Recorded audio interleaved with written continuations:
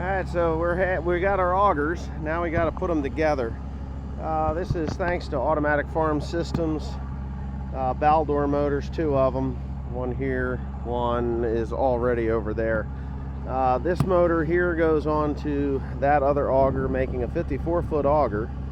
And that auger there is to go from the bottom of the wet bin up to the top of the dryer. So what we're going to do is I'm just going to have Timothy unload this one here. He'll unload this one here. We're going to set it over there just on its side. And then we'll get the 33-footer, and we're just kind of going to figure out how that's got to go up there. It's not that difficult to do. I'll bring in the 70 or 6210R, and we'll get everything bolted on that needs to get bolted on. Just the one. Everything that needs to get bolted on will be bolted on, and then we'll just set it up there. Pick it straight up.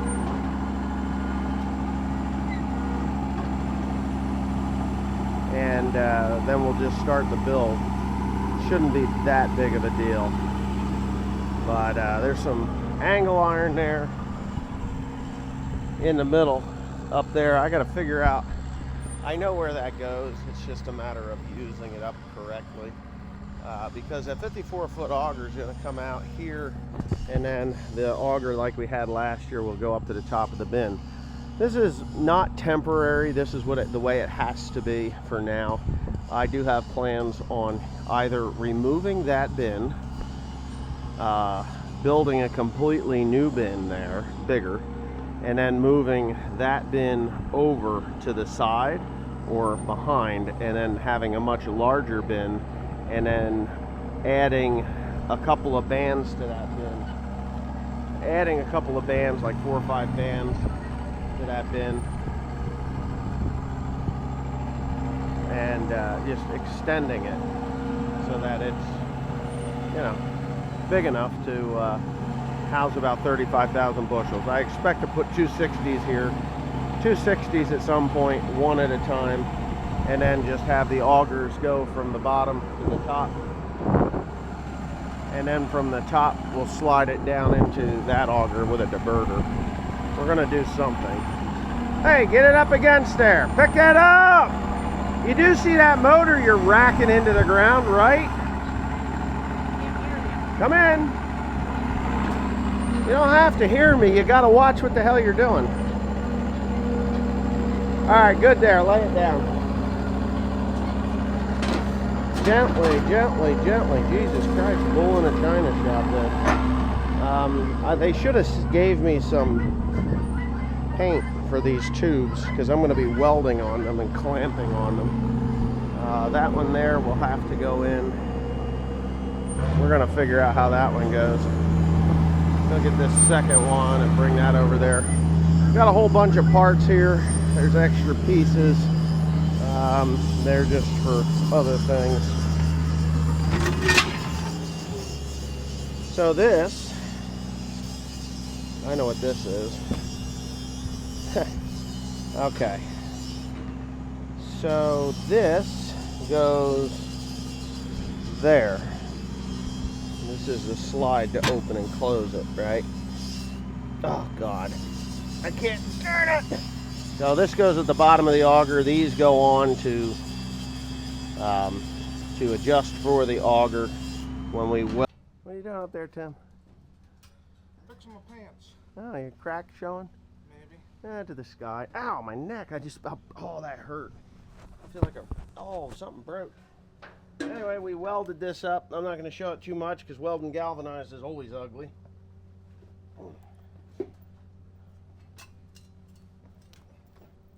Ready?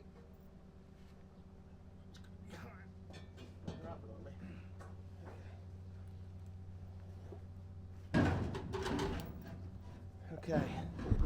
So he's putting that up there. He's putting that up there, right there. Bucket. There? Yeah. Oh, you need the bucket.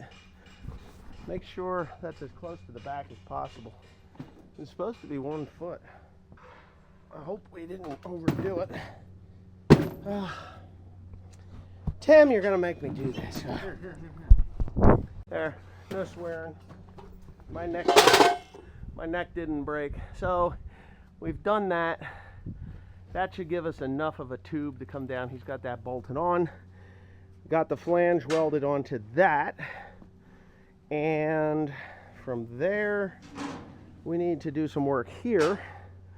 But flange is welded up there, so that'll do that. We got those little weird pieces there. There's like 2 or 3 of them. That'll get our angles correct from up there, which is going to make it even taller. But if we do 2 of them, we should be able to easily mount it. There's 3 of them, but we should be able to get away with 2. Hopefully I've done that correctly. If not, well, you know what? Such is life, and we'll just deal as we go.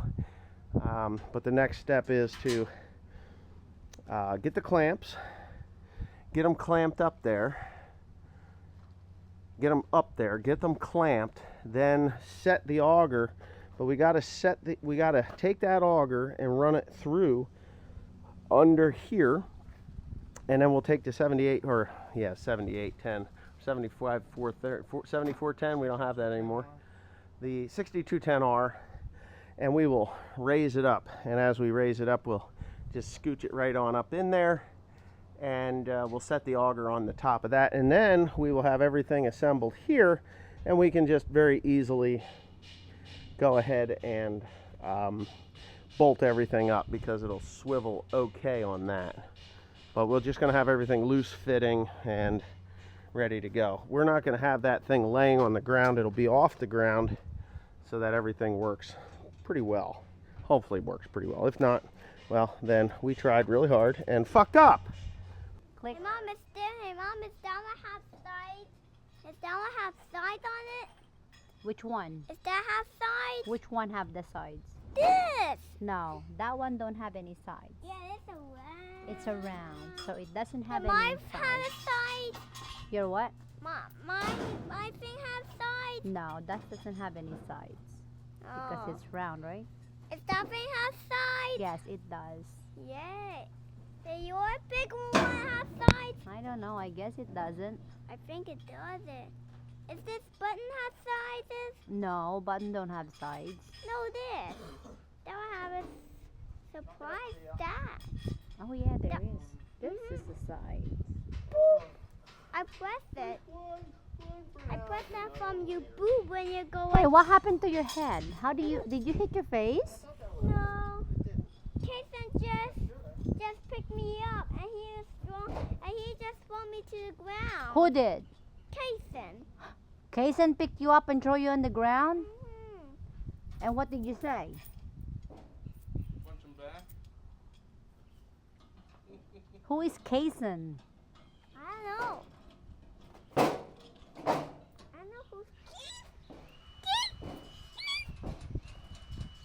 No, because you have a little, listen, William, you have a little black spot on your head. It looks like a bruise. That's from that too.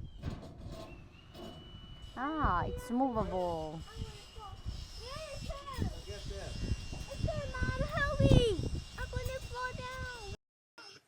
Alright, so you get to watch me raise this auger. Actually, Dad's doing it. There's a lot of people asking how Dad's doing. He's doing good. Had a few problems with the doctor.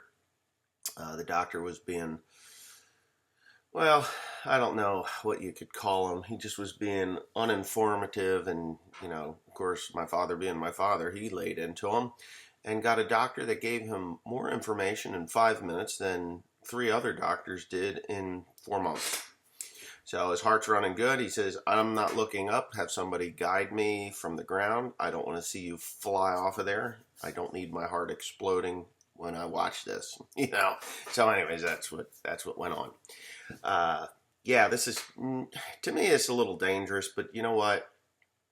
It's dangerous no matter what you're doing, whether you hire a crane in, and why should we hire a crane in when we have a 6210R with a loader on it? And as you can see, we just hoisted that sucker right up there. I stayed well clear, made sure everybody was out of the way. Grant down there with that thing between his legs didn't, you know, look too safe to me either, but whatever. It is what it is. And this really wasn't the hard part. It was quite simple to put that auger up there. The hard part is actually the motor. And little story to the motor, we ran it one day and it smoked. Brand new 10 horsepower motor, Baldor motor. Yesterday morning, me and Teresa came in with a load of corn on the semi, and wouldn't you know it, the augers weren't running, and she shut everything off that needed to be shut off. The remaining 2 augers that were running, everything else was silent. No fire, no fan, nothing. And she had shut that off, and we discovered that that motor up at the top, that one that took forever and was such a pain in the ass to do, yeah, that one, the one we're about to mount and put up there, very, very difficult. It was just done. So instead of harvesting corn yesterday, or picking corn, or shelling corn, what we did, me and Dad, was we ran all the way to Lebanon, and all the way to Lebanon, and picked up another brand new motor. So he couldn't get that motor up high enough. If you're watching this thing, he couldn't get the motor up high enough with my little extension on there. So we brought it back down, and we moved, we put a new spike in, a different spike in, as you can see Grant doing now. It came with a spike, and we raised it up, and then we got to come along and we raised that whole thing up and made it like a truss, and we're able to get it up on there now. It just took a little bit of time. So when you're on the farm and you need to improvise, you find things to improvise with. And because the auger that is underneath the dryer now, which you're probably not going to see right at this moment, you see the truss that I made, but we couldn't get that new motor down from the top. We just couldn't get that new motor down from the top. We had to come around a different way, so I had to make my stinger longer. You know, the not stinger, but the truss, or that boom that we put on the end of that that tractor. We had to make it a little longer so that we could get it up in there. And there was a few things we had to do. It took several attempts until finally we got it where we needed it to be. We ended up putting blocks of wood underneath the front wheels. We had to extend the chain to get it up onto the top. So it was a little bit of a learning curve. But yesterday, lickety split. We put that motor up there in the dark. Made my dad nervous, but you know, we did it. It got done, and you know, life is good. I think I do have video of it. Teresa's been running around with a video camera doing her part, but you know, that'll be on another part or another video, because we know that the Eastern Shore farmer, you know, he's so bored in his life that he has to watch one lonely farmer so that he feels complete at the end of the day. You know, he's watching what we're doing, and yeah. And I'm sure there's going to be a lot of people who are like, oh, why did you buy those augers and put them up like that when you could just move your wet bin and your dryer and put them up over next to the other bin so that you could build more bins and then put up a leg and everything else? Well, a brand new leg to service what I need to service. I have ambitions of putting up two more 60,000 bushel bins, or 240s. And moving the bin that I have, you know, there's things that need to be done, but not today. And for $15,000, big deal. So you put up 2 augers and you run it that way, because moving the dryer and that wet tank would add every bit of $15,000, and I would still have to have augers, 15, 20, 30, 50, $100, $200,000 worth of augers. Building infrastructure is not cheap. And yeah, you can't just go out and spend money willy-nilly without having the money to pay for it, or you're just a dog running to the end of your chain. And I see farmers out there that are tearing down old bins, building new bin sites for millions and millions of dollars. The high in grain is now past the highest it's ever going to be for a long time. And we're all just going to be stuck with $4 or $5 grain. Here we go. So, if you just watched that, there's probably someone saying, "Why did you do it that way?" why did you do it that way? Why didn't you hire somebody to do it? Because the answer is I'm a cheap bastard when it comes to stuff that I'm pretty confident that I can do. And yes, it is a 33-foot, very heavy auger. That motor is a 10 horsepower Baldwin. Baldor, not a Baldwin, a Baldor. That was the toughest part, was putting that motor up there. That thing was a bit hairy. Hand's a little flatter, but nothing broken, and the ring is still good. So what we're about to do is we've already got the flange ready to go. I've marked it, chalked it out with, what do you call that stuff, soapstone. And what I'll do is I will cut just on the inside of that by a 1/4 inch or so on both sides. And then I have bands over there, and I will strap it fast, and then we will put all the flanges on. We'll bolt them suckers good and tight, and that auger is really ready to go. It's where it needs to be. Did you see that bird just go in there? To where it needs to go. This thing has a shut off. I believe I put it on upside down, and I'm okay with that. I don't much care, but you can shut it off quite easily like that. I honestly do believe I did put it on upside down, but you know what? If the twisty turny screw is there, then that's great. And if everything matches up the way it's supposed to, which it will, that'll be great too. And Mr. Tim Potatoes there. Grab my gloves while you're there, because I'm going to cut that unless you want to cut. You want to cut it? No, I'm going to give this to you. You're going to give it to me because you don't trust yourself? No. I don't want to do it and get yelled at. That's why. Right, Tim? You ain't going to trust me because I'm going to be fucking up the markings. No, you won't. I trust you. I just, sometimes you fuck up. I fuck up too. Sometimes. It's a rare occasion, Tim, but I do sometimes, every once in a great while. But the nice thing is, if I fuck up, it's my auger. Right? It's my $15,000 that I spent. 15 grand for those 2 augers. It's freaking ridiculous. And I still have to buy about $500–600 worth of concrete, mix it up.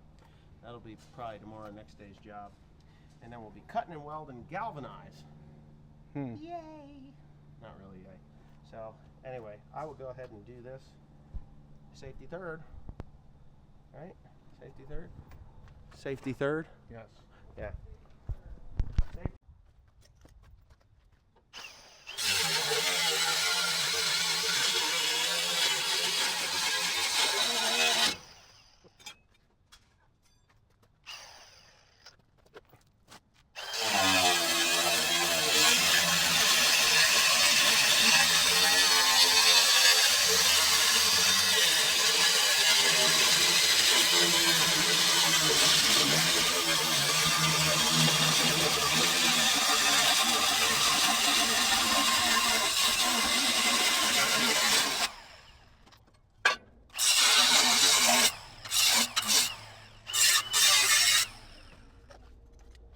So we're going to go. Got these straps on this one. I'm not sure I like these, but I got it. So what I'll do is this. I thought they should be a little bit different than this, but no, I know. Why is it difficult for my little You see that?